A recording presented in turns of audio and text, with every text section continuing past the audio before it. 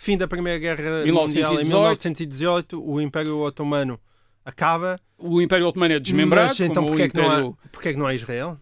Bem, porque basicamente os ingleses e os franceses nunca estiveram com intenções nenhumas de fazer com Israel coisíssima nenhuma, nem sequer os reinos árabes. Quer dizer, de facto, ao mesmo tempo que estavam a tentar levar os árabes a revoltarem-se e a fazer estas promessas a judeus, os franceses e os ingleses estavam a partilhar o Médio Oriente entre eles. Quer dizer, entre uma esfera francesa e uma esfera britânica, e isso também os com a britânicos do petróleo, e portanto a zona sim, cada vez mais importante. Sobretudo os ingleses é que tinham a ideia já do petróleo e queriam ficar com o Iraque.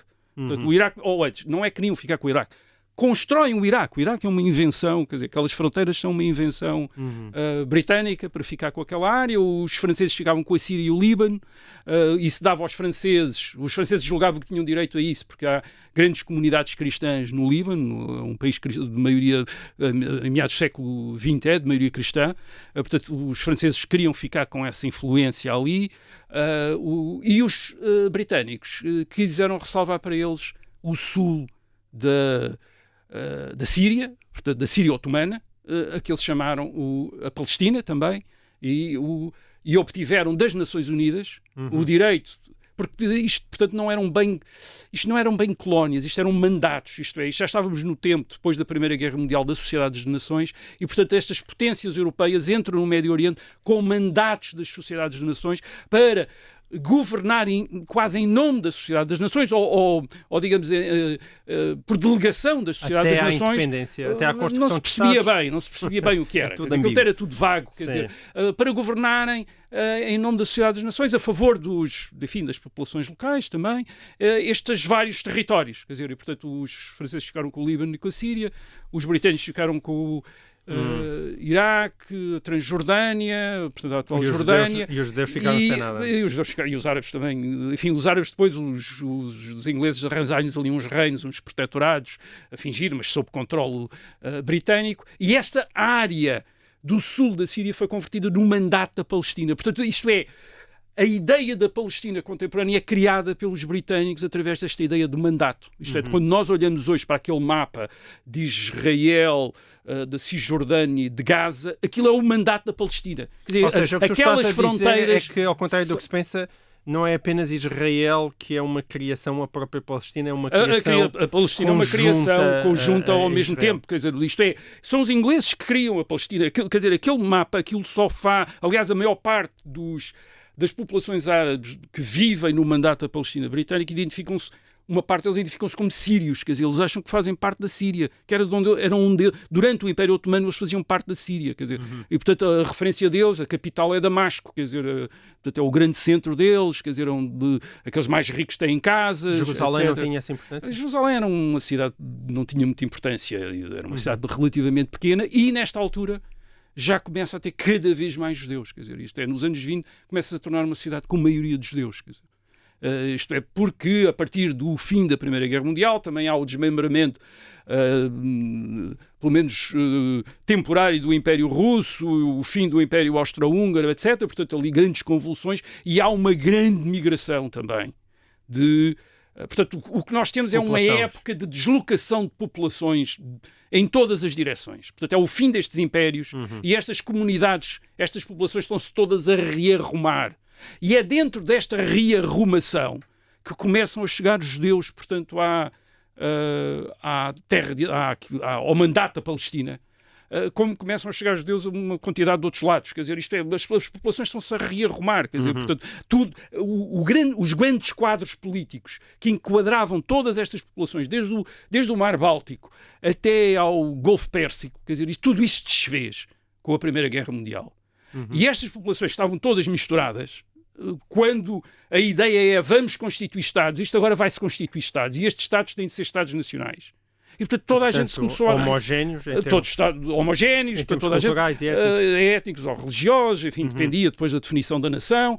E, portanto, esta gente começou-se toda a rearrumar, a deslocar-se, a arrumar-se, quer dizer, a arrumar-se outra vez. A maior parte dos judeus não foi para Israel. Sendo que a maior parte, isto é, para colocarmos para o mandato da Palestina, o sionismo em perspectiva, enfim, do fim do século XIX e no princípio do século XX, como aqui dissemos, 80% dos judeus do mundo vivem no Império Russo e no Império Austro-Húngaro, são 8 milhões. No Médio Oriente e no Norte da África devem ser à volta de 8 milhão, quer dizer, que deviam viver aí enfim, portanto, na área do antigo Império Otomano. E estas comunidades judaicas, portanto, começam um grande movimento uma grande migração, mas o destino não é, de facto, a terra de Israel. O destino deles é a Europa Ocidental e, sobretudo, os Estados Unidos. Sim, Rui, eu vou ter que te interromper aqui porque o nosso tempo, para quem nos está a ouvir em direto, em FM, chegou ao fim. Para essas pessoas eu despeço-me, temos mais e o resto da história para a semana. Para os outros, como de costume, nós continuamos a contar esta história de Israel e, neste caso, do sionismo em podcast. Até lá. Então, Rui, sim. Bem, então, a maior parte, Europa Ocidental, estavas a dizer, sobretudo a Europa Ocidental e sobretudo os Estados Unidos. Os Estados Unidos, em 1900, os Estados Unidos já têm 1,5 milhões de judeus, quer dizer, que vêm todos, quase tudo, da Europa de Leste. E ainda hoje tem uma importância cultural fortíssima nos Estados Unidos da América, o principal atualmente Israel. Há tantos judeus nos Estados Unidos como em Israel, são 5,2 milhões, e desses 5,7. Portanto, os Estados Unidos... E com um poder imenso cultural e tudo isso. Nova Iorque tem mais judeus do que Jerusalém, tem 2 milhões de judeus, Jerusalém tem 700 mil, quer dizer, portanto, Nova Iorque tem quase, enfim, tem menos judeus do que Tel Aviv tem 2,9, quer dizer, mas portanto, os Estados Unidos... os Estados Unidos são... Aí a questão é porquê? Porquê? Porque a maior parte dos judeus são pobres, quer dizer, e judeus pobres, quer dizer, estes judeus pobres, eles vão à procura de empregos. Os judeus de Nova Iorque não ligas... Sim, não, mas eles chegaram lá pobrezinhos, quer dizer, eles chegaram lá, eram gente que vinha da Rússia, quer dizer, de pequenos ofícios, sapateiros, alfaiates.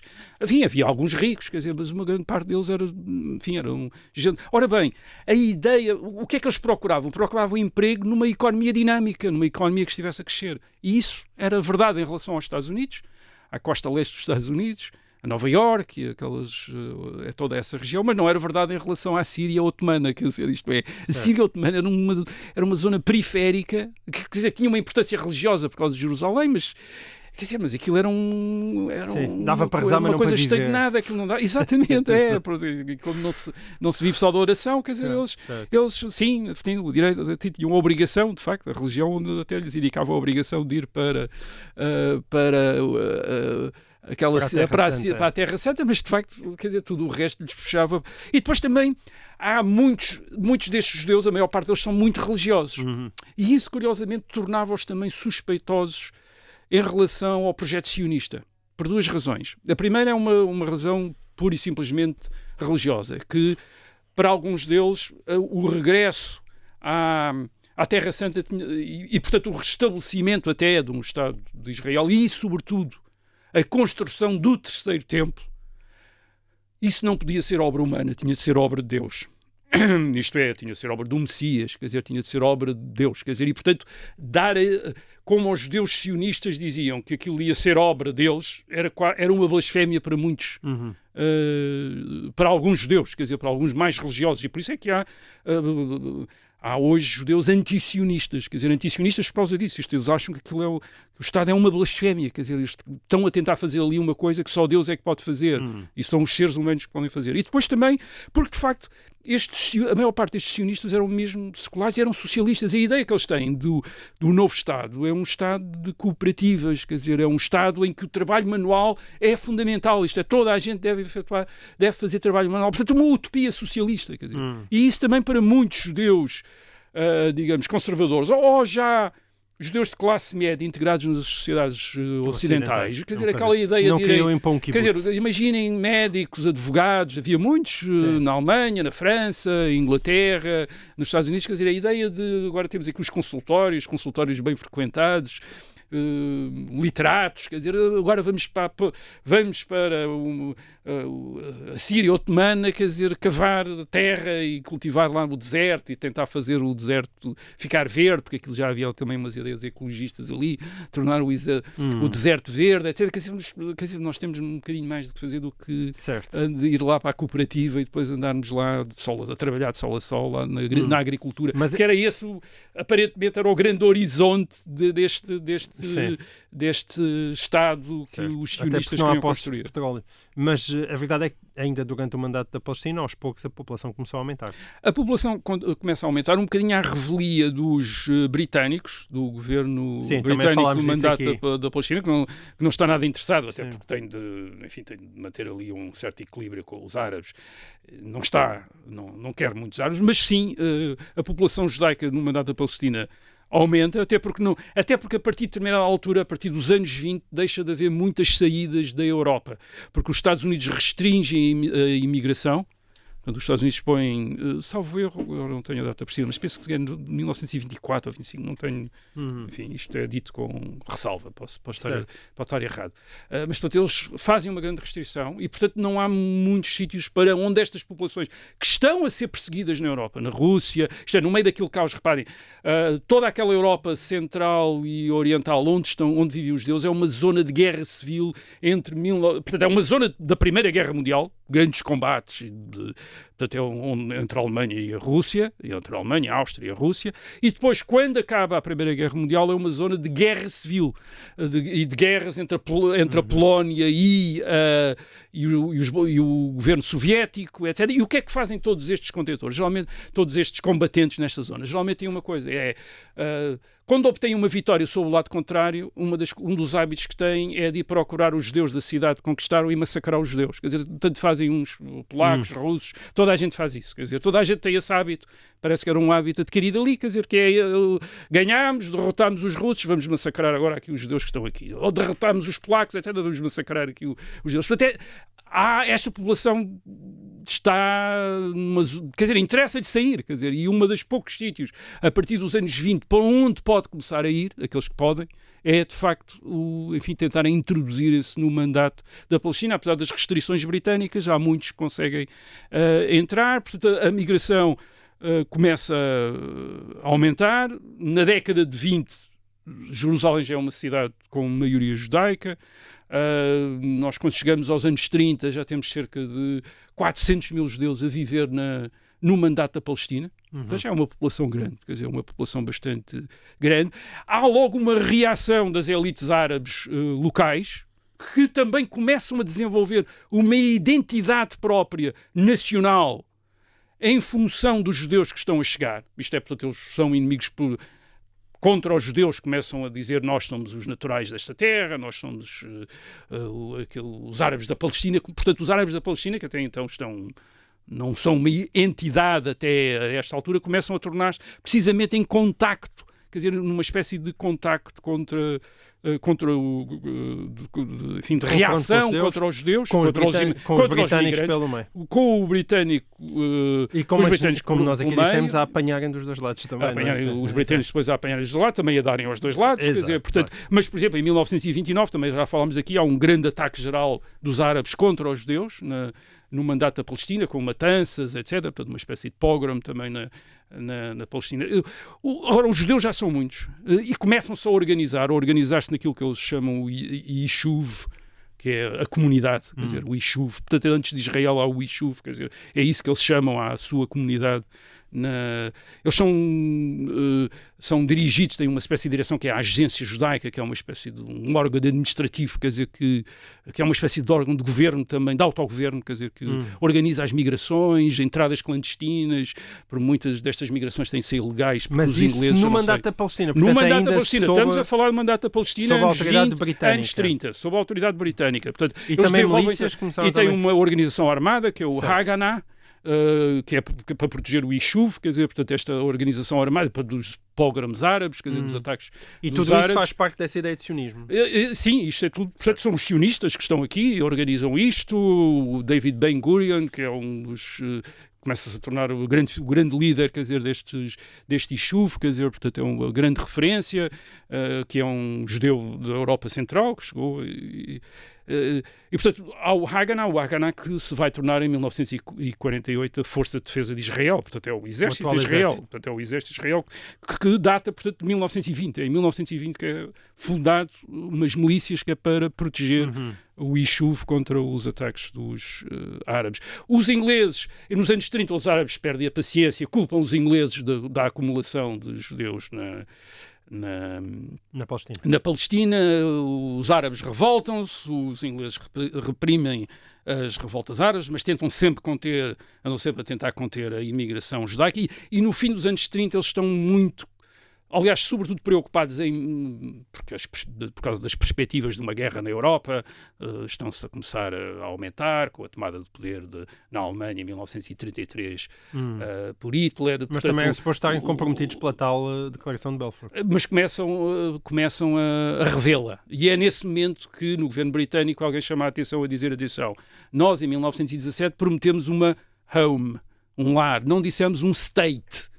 Não dissemos um Estado, quer dizer, portanto, não há um Estado, não vai haver um Estado judaico independente na Palestina, quer dizer, porque nós não prometemos isso, nós prometemos um lar, isto é um sítio para onde eles podem vir, quer dizer, mas não lhes prometemos que eles iam formar um Estado. Isso antes do início da Segunda Guerra Mundial. Antes do início da Segunda Guerra Mundial. E depois, durante a Segunda Guerra Mundial, quer dizer, há os britânicos, precisamente que estão ameaçados pelos alemães, não apenas por causa do avanço alemão no norte da África, com o Africa Corps, Rommel, etc., em direção ao Egito, mas também por causa do avanço alemão em 1942 no sul da Rússia, isto é, na atual Ucrânia, no sul da União Soviética, mas para ser mais exato, na atual Ucrânia em direção ao Cáucaso, que também fazia prever que os alemães pudessem também vir pelo norte, entrar pelo norte, e, portanto, os britânicos organizam os judeus da Palestina, também dão-nos armamento, etc., porque imaginam que eles colaborarão com eles mais para do que os árabes. Assistir. Sim, o líder, como referimos aqui, o líder espiritual, enfim, o líder político mais importante dos árabes no mandato da Palestina, que é o Mufti de Jerusalém, que é uma espécie de líder religioso, está do lado nazi, quer dizer, está em Berlim, está a tentar constituir uma parte de uma divisão muçulmana das SS, quer dizer,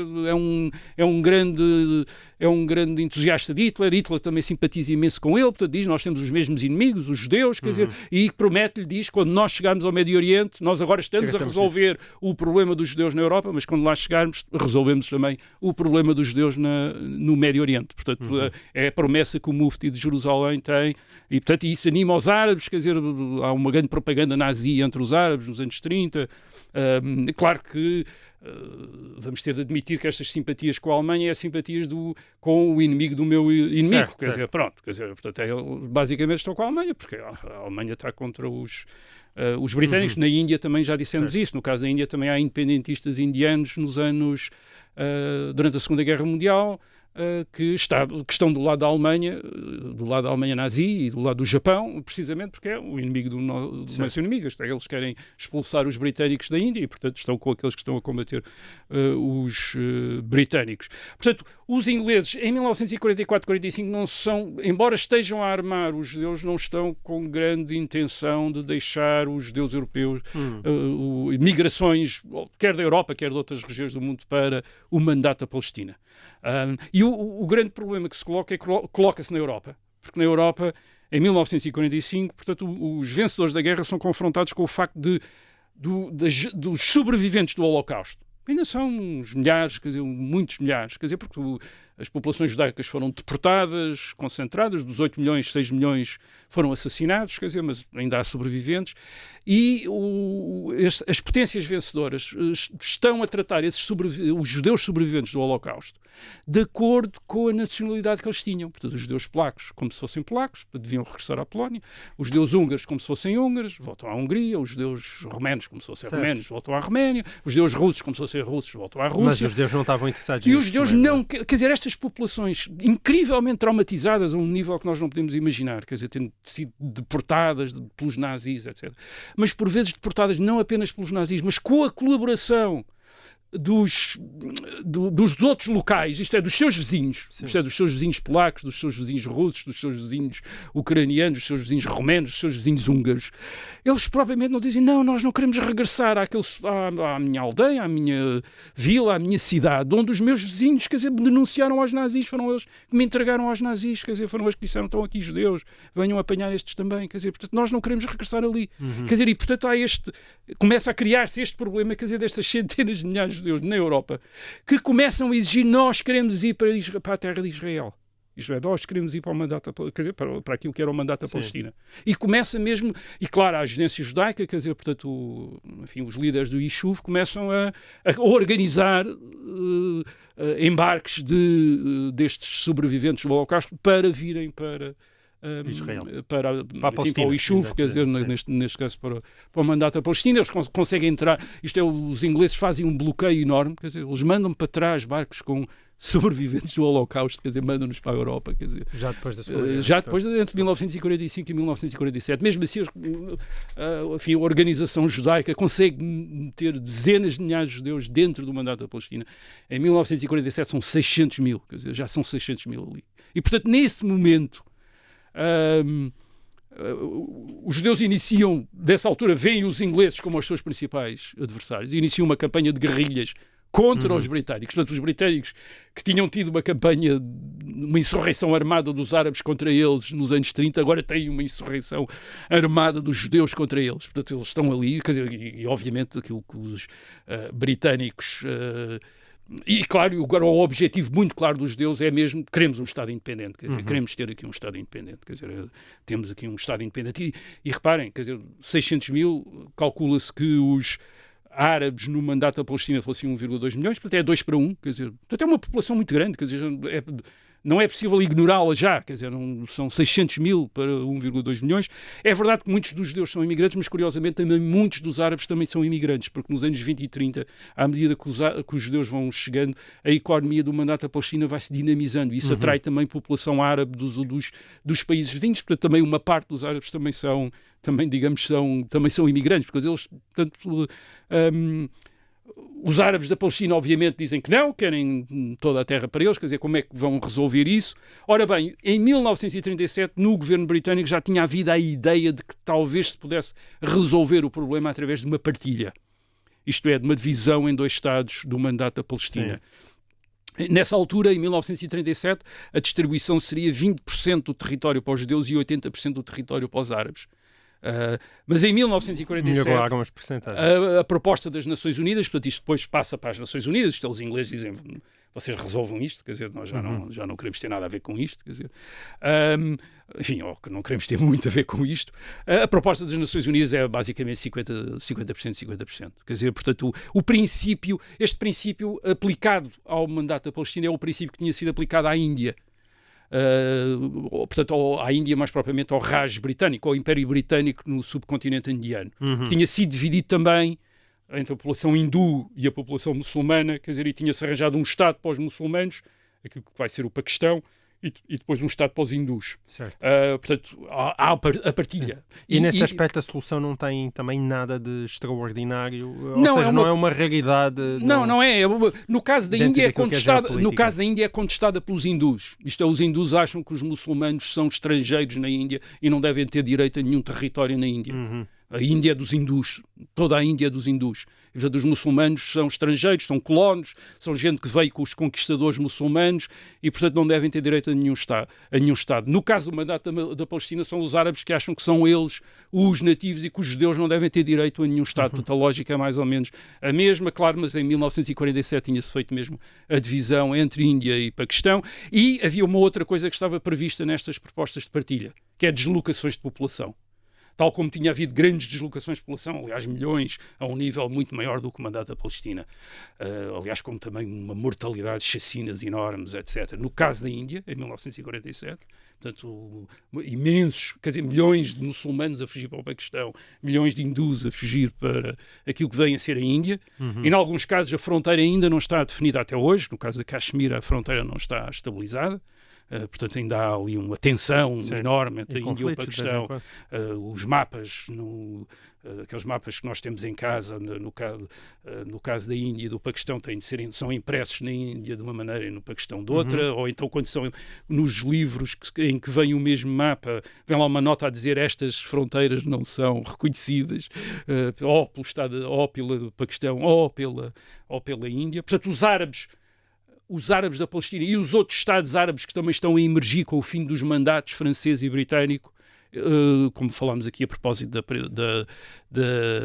das guerras entre Israel e os Estados árabes, os árabes recusam, recusam isso, quer dizer, consideram que os judeus são agentes do imperialismo europeu. De facto, aquilo, ainda hoje há uma ideia que aquilo é uma situação colonial, isto é, europeus que, por acaso são judeus, mas que vieram ali colonizar uma parte do Médio Oriente. Quer dizer, não faz muito sentido, aquilo não é uma situação colonial, primeiro porque há uma ligação antiga, de facto, dos judeus à terra de Israel, como não havia uma ligação antiga dos europeus ao Quénia, ou a Angola, ou à Argélia, quer dizer, depois porque os judeus não representam uma potência colonial, quer dizer, eles são, pelo contrário, até hostilizados pela potência europeia que estava a administrar o mandato da Palestina, a Inglaterra, e depois porque nem toda a população de Israel vem da Europa, que esse é outro erro que as pessoas cometem. O Israel é constituído também pela rearrumação das populações no Médio Oriente otomano, quer dizer, o fim do Império Otomano, há toda a população de judeus do Médio Oriente, isto é, que vivia nos países árabes, e que é expulsa dos países árabes para vir para Israel. Metade da população nos anos 50 de Israel vem dos países árabes, quer dizer, foram expulsos dos países árabes. Portanto, é uma população, é um rearranjo de população, transferências de população, mas já vimos aqui que uma coisa que acontece é que os Estados árabes não só não reconhecem a existência de Israel, mas também não integram as populações que foram deslocadas do mandato da Palestina, dos territórios que depois foram, enfim, que foram reconhecidos como territórios de Israel, não os reconhecem e mantêm-nos, digamos, como refugiados na fronteira. Israel, agora, o projeto sionista. Portanto, o projeto sionista parece realizado em 1948. Eles ainda discutem qual é o nome, curiosamente, o nome do Estado não estava definido ainda. Quer dizer, portanto, há ali uma discussão, há várias propostas e depois, de repente, enfim, consideram que é Israel. Optam por Israel. Não havia outros, havia outros nomes que eles tinham. Israel. Agora, em 1948, há uma coisa do projeto sionista que falha completamente. É que o exército israelita não consegue conquistar a velha Jerusalém, a cidade velha de Jerusalém. Fica com Jerusalém Ocidental, que aliás é onde estão a maior parte dos judeus, mas não consegue, o exército jordano fica com Jerusalém Oriental e com a Cidade Velha. E o que é que quer dizer com a Cidade Velha? Mas como é que tinha sido a partição das Nações Unidas? A partição das Nações Unidas não era partilha nenhuma. Jerusalém devia ser uma cidade sob administração internacional. Só que a Jordânia quis ficar, todos eles quiseram ficar com... A única coisa que, nós falámos disso aqui, o rei da Jordânia, o rei Abdullah da Jordânia, não era muito hostil a Israel. Portanto, e fez com os judeus aquele pacto de nós não entramos em Israel, portanto, só ocupamos o Estado Árabe da Palestina, porque ele queria anexar o Estado Árabe da Palestina à Jordânia. Portanto, aí tudo bem, mas, ao contrário do que os judeus esperavam, ele quer Jerusalém. Quer dizer, porquê? Porque a sua família, a família do rei da Jordânia, tinham sido os antigos guardiões de Meca. Eram a família dos xerifes de Meca. Eles tinham perdido Meca para os sauditas. E eles queriam ficar com a custódia de Jerusalém, quer dizer, ficar com a cidade, como uma cidade santa. Quer dizer, eles o negócio deles era praticamente gerir uma cidade santa. E uma vez que lhes tinham tirado Meca e Medina, ele queria Jerusalém. Até porque pensava que, tendo isso, podia depois expandir o reino da Jordânia. E o reino da Jordânia que ele queria era um reino da Jordânia que incluía a Síria, incluía tudo. Quer dizer, ele queria fazer a grande Jordânia. Quer dizer, ele queria fazer o reino hashemita, um reino grande. Quer dizer, porque ele tinha ficado furioso pelos sauditas lhe terem tirado a Arábia, que ele estava à espera também de ser rei da Arábia. Quer dizer, e, portanto, ele conquista Jerusalém. E a conquista de Jerusalém Oriental e da cidade velha de Jerusalém faz com que o lugar mais sagrado para os judeus, que é a muralha ocidental, o Muro das Lamentações, ficasse do lado árabe, portanto do lado jordano, e com os judeus proibidos de aceder a esse local. E, portanto, verdadeiramente o projeto sionista só é realizado em 1967, com a Guerra dos 6 Dias, quando Israel conquista Jerusalém Oriental e a margem ocidental do Jordão, mas Jerusalém Oriental, e há aquelas fotografias incríveis que é os paraquedistas israelitas a chegarem ao Muro das Lamentações e aquela emoção enorme, todos a chorar, etc. Porquê? Porque aquilo é uma coisa incrível, porque era pela primeira vez em quase 2000 anos aquela muralha, quer dizer, aquela muralha do antigo templo do Antigo Templo, está sob a administração de uma autoridade judaica, quer dizer, de uma autoridade judaica. Portanto, aquilo é, digamos, a realização do sionismo. Agora, havia uma outra, quer dizer, que era a construção do chamado Terceiro Templo.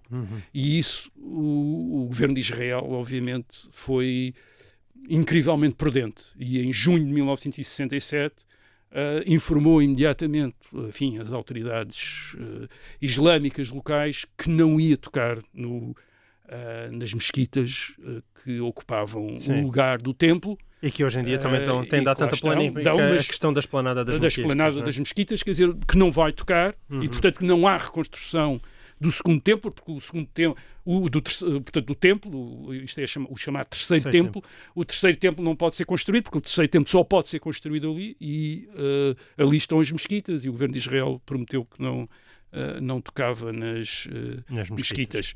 Portanto, este digamos, foi o culminar do projeto sionista. Obviamente que há forças políticas em Israel que ainda acham que faz parte do projeto as terras da margem ocidental e até mesmo a faixa de Gaza, aquilo que eles chamam, no caso da margem ocidental ou da Cisjordânia, chamam a Judeia e a Samaria, quer dizer, que é assim que eles chamam, os nomes históricos judeus para aquelas terras, mas, enfim, isso não foi, digamos que, realizado, quer dizer, a não ser através daquela política de ocupações de colonatos, mas de uma maneira flexível. No caso de Gaza, em 2005 os colonatos foram destruídos e Israel retirou.